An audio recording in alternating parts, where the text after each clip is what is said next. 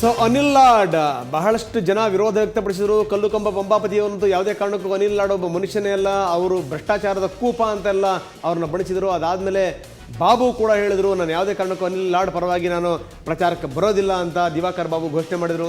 ಇದೆಲ್ಲದರ ಹೊರತಾಗಿಯೂ ಕೂಡ ಅನಿಲ್ ಲಾಡ್ ಹಠ ಹಿಡಿದು ಅವರು ಟಿಕೆಟನ್ನು ತಗೊಂಡ್ಬಂದರು. ಅಷ್ಟೇ ಅಲ್ಲ, ಹೋರಾಡಿ ಗೆದ್ದಿದ್ದಾರೆ. ಬಳ್ಳಾರಿ ನಗರ ಮತ್ತೆ ಅನಿಲ್ ಲಾಡ್ ವ್ಯಾಪ್ತಿಗೆ ಬಂದಿರುವಂಥದ್ದು ನಿಜಕ್ಕೂ ಒಂದು ದೊಡ್ಡ ಸಂಗತಿ ಇದು. ಇನ್ನು ಶಾಮನೂರು ಶಿವಶಂಕರಪ್ಪ ಕೂಡ ಅವರು KPCC ಅಧ್ಯಕ್ಷರಾಗಲಿಕ್ಕೆ ಹೊರಟಂಥವರು, ಮುಖ್ಯಮಂತ್ರಿ ಅಭ್ಯರ್ಥಿ ನಾನು ಕೂಡ ಅನ್ನುವಂಥ ಮಾತನ್ನು ಕೂಡ ಹೇಳಿದರು.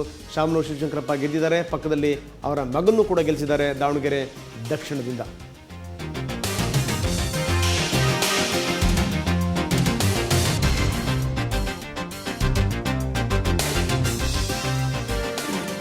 ಎಸ್ ಮಲ್ಲಿಕಾರ್ಜುನ್, ದಾವಣಗೆರೆ ಶಾಮನೂರು ಶಿವಶಂಕರಪ್ಪನವ್ರ ಬಗ್ಗೆ ಹೇಳ್ತಾ ಇದ್ದೆ. ಶಾಮನೂರು ಶಿವಶಂಕರಪ್ಪನವರ ಪುತ್ರ ಕಳೆದ ಬಾರಿ ಸೋತಿದ್ರು, ಈ ಬಾರಿ ಗೆದ್ದಿದ್ದಾರೆ. ಅದೇ ರೀತಿ ಮಧು ಬಂಗಾರಪ್ಪ ಅಪ್ಪನ ನೆರಳಲ್ಲೇ ಬಂದಿರುವಂಥವರು, ಅಪ್ಪನ ಮಾರ್ಗದರ್ಶನವೇ ಇವರಿಗೆ ಮಾರ್ಗದರ್ಶನ. ಮಧು ಬಂಗಾರಪ್ಪ ಕೂಡ ಅಪ್ಪನ ಹೆಸರು ಹೇಳ್ಕೊಂಡೇ ಮಧು ಬಂಗಾರಪ್ಪ ರಾಜಕೀಯಕ್ಕೆ ಬಂದಿರುವಂಥದ್ದು. ಈಗ ಮಧು ಬಂಗಾರಪ್ಪನವ್ರನ್ನ ಸೊರಬದ ಜನ ಕೈ ಬಿಟ್ಟಿಲ್ಲ.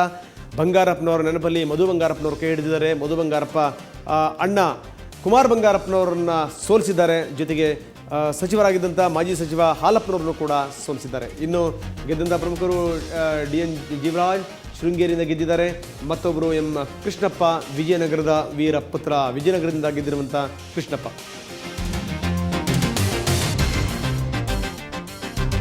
ಜಮೀರ್ ಅಹಮದ್ ಖಾನ್ ಚಾಮರಾಜಪೇಟೆಯಿಂದ ಗೆದ್ದಿರುವಂಥವ್ರು. ಈ ಬಾರಿ ಜಮೀರ್ ಸೋತೇ ಬಿಡ್ತಾರೆ ಅನ್ನುವಂಥ ಮಾತಿತ್ತು. ಯಾಕಂದರೆ ಬಾವ ಅವರಿಗೆ ಟಿಕೆಟ್ ಕೊಟ್ಟಿದ್ದರು. ಬಾವ ಕೂಡ ಪೊಲೀಸ್ ಅಧಿಕಾರಿ ಆಗಿದ್ದಂಥವ್ರು, ಕಾಂಗ್ರೆಸ್ನಲ್ಲಿ ಪ್ರಭಾವ ಇದೆ. ಅವರು ಬಹಳ ಒಳ್ಳೆ ಅಲ್ಲಿ ಇಲ್ಲಿ ಸುತ್ತಾಡಿಕೊಂಡು ಒಂದಷ್ಟು ಪ್ರಭಾವ ಬೀರಿದ್ರು. ಆದರೆ ಅವ್ರ ಪ್ರಭಾವ ಏನೂ ಕೂಡ ವರ್ಕ್ ಆಗಲಿಲ್ಲ.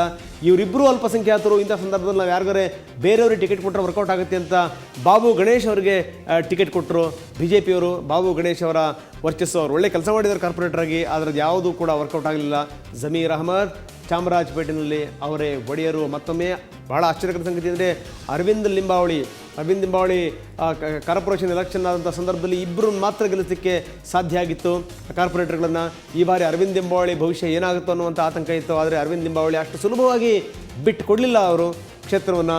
ಮಹದೇವಪುರದ ಮಹದೇವ ಅರವಿಂದ್ ಲಿಂಬಾವಳಿಯವರೇ, ಅದರಲ್ಲಿ ಡೌಟ್ ಏನು ಇಲ್ಲವೇ ಇಲ್ಲ. ಯಾಕಂದರೆ ಅರವಿಂದ್ ಲಿಂಬಾವಳಿ ಮತ್ತೊಂದು ಸರಿ ಗೆದ್ದು ಬಂದಿರುವಂಥದ್ದು ವಿಶೇಷ. ಬೇರೆ ಬೇರೆ ಖಾತೆಗಳನ್ನು ನಿರ್ವಹಿಸಿದಂಥವರು ಅರವಿಂದ್ ಲಿಂಬಾವಳಿ.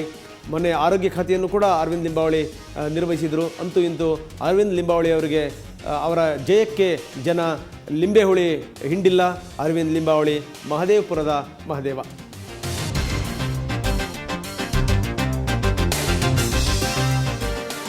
ನೋಡ್ತಾ ಇದ್ದೀವಿ KG ಬೋಪಯ್ಯ ಸ್ಪೀಕರ್ ಆಗಿ ಅತ್ಯಂತ ವಿವಾದದ ವ್ಯಕ್ತಿಯಾಗಿದ್ದಂಥ KG ಬೋಪಯ್ಯನವರು ಕೂಡ ಜನ ಬಿಟ್ಟಿಲ್ಲ. ಕೊಡಗಿನ ಜನ ಅವ್ರನ್ನ ಕೈ ಹಿಡಿದಿದ್ದಾರೆ. ವಿರಾಜಪೇಟೆಯ ವೀರಾಧಿವೀರ ಅಂತಂದರೆ KG ಬೋಪಯ್ಯನೇ ಸದ್ಯಕ್ಕೆ.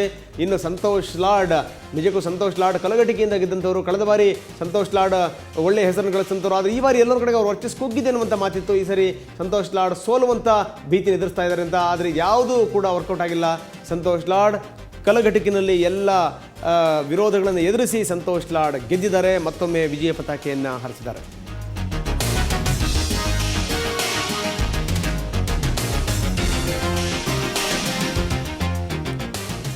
ಸೊ ನೋಡ್ತಾ ಇದ್ದೀವಿ YSV ದತ್ತ, ಬಹಳ ಆಶ್ಚರ್ಯಕರ ಸಂಗತಿ. ದತ್ತ ಕಳೆದ ಬಾರಿ ನಿಂತು ಕಡೂರಿಂದ ಸೋತಿದ್ರು.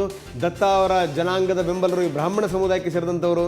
ಅಬ್ಬಬ್ಬ ಅಂತಂತಂದರೆ ಒಂದು 500 ಜನ ಇರ್ಬೋದೇನೋ ಇಡೀ ಕ್ಷೇತ್ರದಲ್ಲಿ. ಆದರೆ ದತ್ತ ಎಲ್ಲ ಜನಾಂಗದ ಜನಾನುರಾಗಿ. ಹೀಗಾಗಿ YSV ದತ್ತ ಕಡೂರಿನಲ್ಲಿ ಗೆದ್ದಿದ್ದಾರೆ. ಕಳೆದ ಬಾರಿ ಕೇವಲ 2,000 ಚಿಲ್ಲರೆ ಮತಗಳಿಂದ ಸೋತಂಥ YSV ದತ್ತ ಈ ಬಾರಿ ಗೆಲ್ತೀನಿ ಅಂತ ಹೊರಟಿದ್ರು. ಸೋತಂಥವರು ಎಷ್ಟರ ಮಟ್ಟಿಗೆ ಕ್ಷೇತ್ರದಲ್ಲಿ ನಡ್ಕೋಬೇಕು ಅನ್ನಲಿಕ್ಕೆ ಇವರು ಕೂಡ ಒಂದು ಅತ್ಯುತ್ತಮ ಉದಾಹರಣೆ. ಯಾಕಂದರೆ YSV ದತ್ತ ಅದೇ ಕ್ಷೇತ್ರದಲ್ಲಿ ಇದ್ದಂಥವರು, ಓಡಾಡ್ಕೊಂಡಂಥವರು, ಜನರ ಕಷ್ಟ ಸುಖಗಳಿಗೆ ಸ್ಪಂದಿಸಿದಂಥ ವ್ಯಕ್ತಿ. ಇದು ವ್ಯರ್ಥ ಆಗಿಲ್ಲ ಇದು. ಹೀಗಾಗಿ YSV ದತ್ತ ಅವರ ಕೈಯನ್ನು ಹಿಡಿದಿದ್ದಾರೆ ಕಡೂರಿನ ಜನಗಳು. ಕಡೂರಿನ ಜನ ಇವ್ರನ್ನ ಕಡೆಗಣಿಸಿಲ್ಲ. ಇದರ ಒಟ್ಟಾರೆ ಫಲಿತಾಂಶ ಅಂತಂದರೆ YSV ದತ್ತ ಈಗ ಸಚಿವರಾಗಿ ವಿಧಾನಸಭೆಯನ್ನು ಪ್ರವೇಶ ಮಾಡ್ತಾ ಇದ್ದಾರೆ. ಅಶೋಕ್ ಖೇಣಿ ಬೀದರ್ ದಕ್ಷಿಣದಿಂದ ಕಣಕ್ಕಿಳಿದಂಥವರು. ಬಹಳ ವಿವಾದದ ವ್ಯಕ್ತಿ ಅಶೋಕ್ ಖೇಣಿ ಎಲ್ಲ ರಾಜಕಾರಣಿಗಳ ಬಾಯಿನಲ್ಲೂ ಬರ್ತಾರೆ, ಅಧಿಕಾರಿಗಳ ಬಾಯಿನಲ್ಲೂ ಬರ್ತಾರೆ. ಇನ್ನು TV ವಾಹಿನಿಗಳಲ್ಲಂತೂ ಅವರು ಪ್ರತಿದಿನ ಒಂದಲ್ಲ ಒಂದು ಸುದ್ದಿ ಇರಲೇಬೇಕು. ಅಶೋಕ್ ಖೇಣಿಗೆ ಬೀದರ್ ದಕ್ಷಿಣದಲ್ಲಿ ಜಯ ಅನ್ನುವಂಥದ್ದು ಅಷ್ಟು ನೈಸ್ ಅಲ್ಲ ಅನ್ನುವಂಥ ಮಾತಿತ್ತು. ಆದರೆ ನೈಸಾಗೆ ಅಶೋಕ್ ಖೇಣಿ ನೈಸಿನ ಒಡೆಯ ನೈಸಾಗೆ ಗೆದ್ದಿದ್ದಾರೆ ಬೀದರ್ ದಕ್ಷಿಣ ಕ್ಷೇತ್ರವನ್ನು.